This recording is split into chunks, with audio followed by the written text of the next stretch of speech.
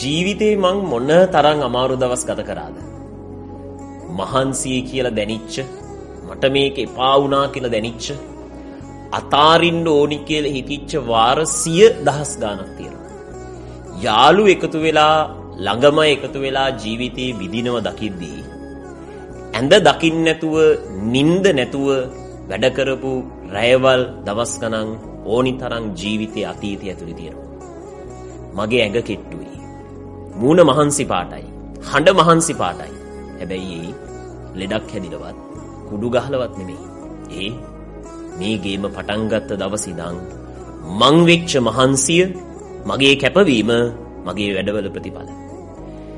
ජීවිතේ දවසක අපි නිදහසේ තැනකිද්දී අපිට තියෙන්න ඕනි අපි මහන්සි වෙච්ච දවස්වල අතීත මතක. එදාට තමයි අපිට දැනෙන්නේ ආඩම්බරයක්. අපි ගේමක්